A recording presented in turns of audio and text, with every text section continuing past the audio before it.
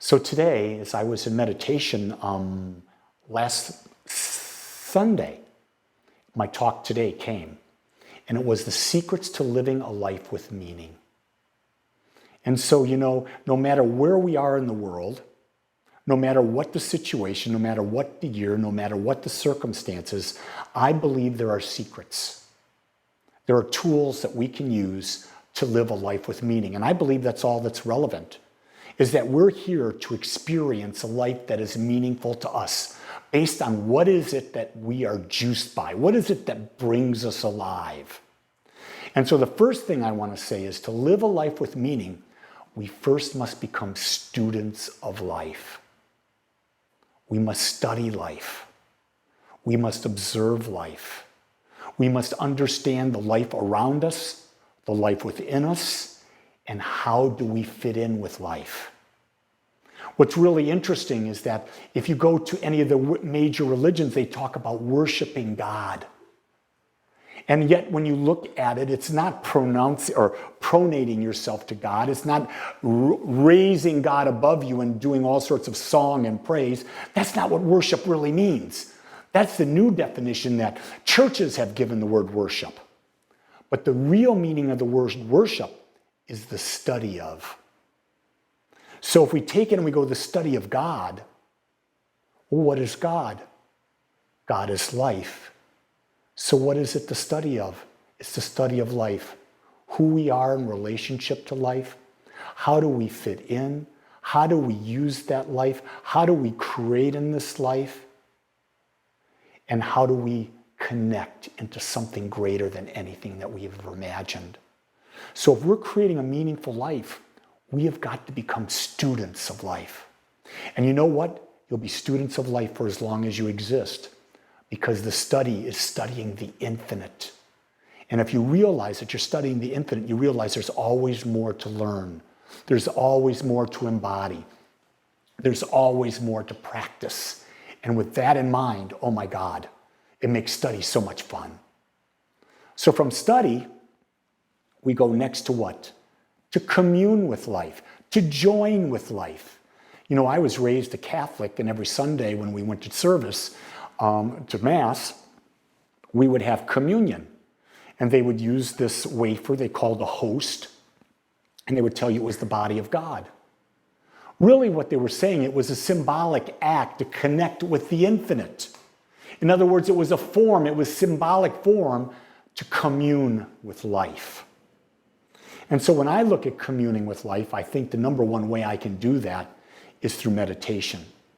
When I quiet my mind and I quiet my body and I fall into awareness that I am a part of something so much greater than I am. But it's not just meditation. Communing with life is to be fully present with life, to be with someone and look into their eyes and listen to really what they're fully saying, to be fully experiencing the food that you're eating, to be fully experiencing the conversation that you're having, to be conscious of how you're responding to every situation. In other words, conscious communion with life, based on knowing who you are and being authentic with yourself. Oh my God, there's nothing greater than that. That's where we get the whole idea of an agape, of self-love through conscious living. Conscious living means that we understand that we're communicating with life 24/7, 365. There's never a break. That which is the infinite, we're talking to through our energy, through our frequency, through our words, through our thoughts, through our actions in every moment of every day. And sometimes that can be a real bite. Just say that's a real bite, because I had a bad day yesterday with pain from the surgery that I had. And I couldn't find my communion. And so all I did was I tried to just observe the pain. And it took everything I had, because I wanted to talk and that, but I couldn't. Because if I did, the pain would overwhelm me. And so I had to try to become friends with the pain by observing it, not liking it, but observing it and say what that pain is saying is that it is my body actually doing its healing. And if it's doing its healing, then there's good coming from it. And I had to witness that. Was I successful? More than ever before, but not as much as I would have liked to have been, because the pain I'm having right now is greater than anything I've experienced before. I didn't believe it was possible. I believe now. But you see, it was about, how do I commune with all of me, with my pain, with my body, with my mind, with my past, with my present, with the people in my life? How do I see and find oneness in all of those things? And you see, once we've studied life, and once we've begun to commune with life, then we go to, our role is now to create life experiences.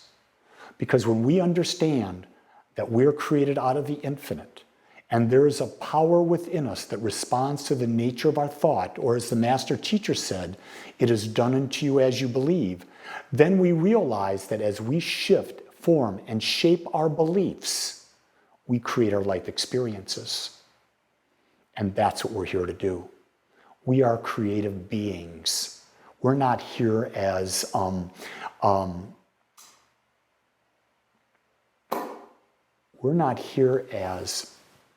people who are persecuted, victims, that's the word.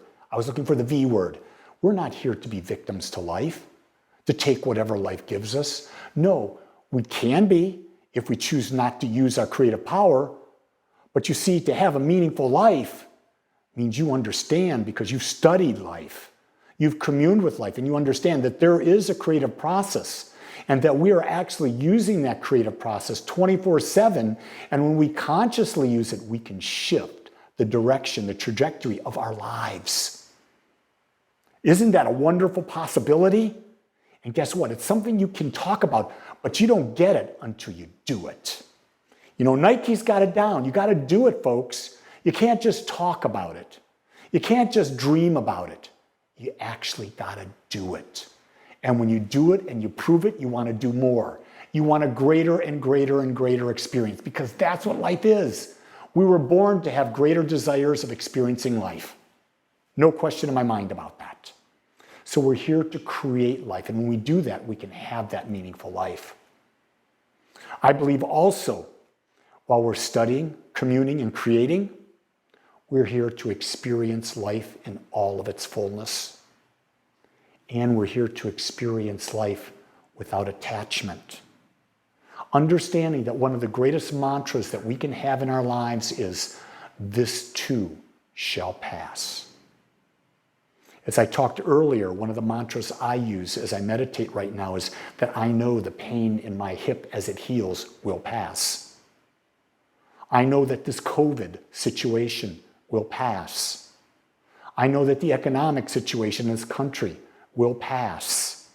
What's involved? I don't know. That's up to you to decide how you're going to be involved in that. There is no right way. There is no right way. It's your way to decide. You weigh the facts. You make the decision how you're going to function in the world today. How are you going to be in a part of a world that works for everyone? And I think we've forgotten that. I think we become too narcissistic. We're too focused on ourselves. I agree, without a doubt, that everyone should be guaranteed equal opportunity. In every aspect of life, everyone should be guaranteed equal opportunity. But I do not believe that everyone should be guaranteed equal result.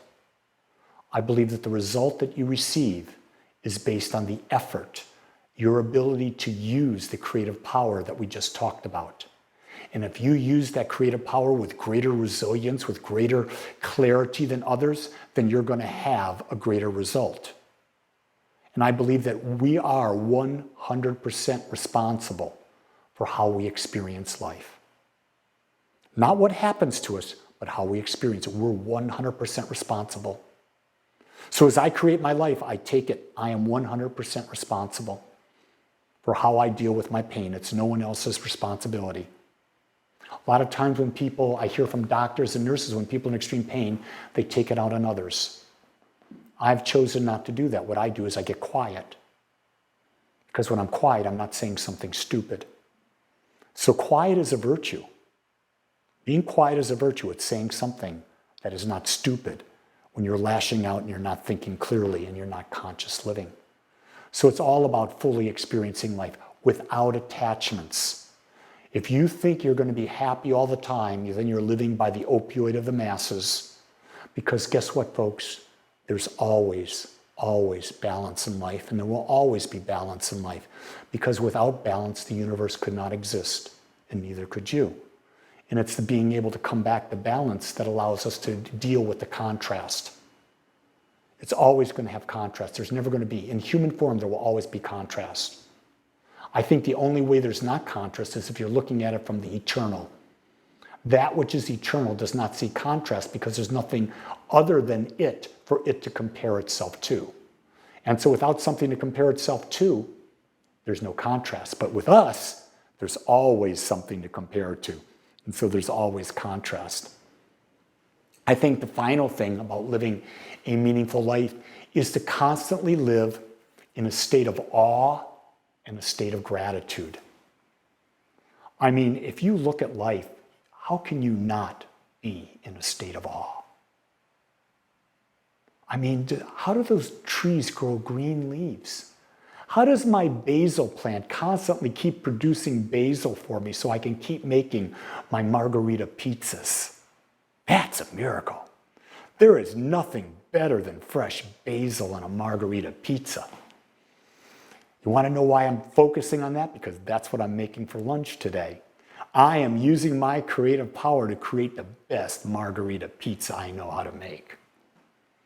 See, and I'm in awe of my ability to do that. I would never have thought that I could make a pizza like I'm making now a year ago. But once I went to Italy and I tasted, to me, the ultimate in pizza, I've been on a quest to create that here. And I'm darn close, if not already there. But I keep working at it because the pizza is infinite. And I want to create the infinitely best pizza in the world. So I got to try it 2, 3, 4 times a week. See, pizza's not bad for you if you're using organic ingredients and you don't make a glutton of yourself. I make a little pizza. A little pizza about like this, that's all. But it's delicious. And when I'm done, I savor it. I go into gratitude for the San Marzano tomatoes, for the fresh provolone, for the fresh basil, for the extra virgin olive oil, and for the dough. And how the oven brings it all to such a flavor. Oh, can you tell I'm in awe of pizza and how I'm grateful? But I'm in awe of just about everything in my life, and I try to be aware of that at all times. I'm amazed that the human body can be cut open. A bone can be taken out, a joint can be taken out, and artificial ones can be put in. And within a period of 6 to 12 weeks, we will function normally again without pain. I'm in awe of that.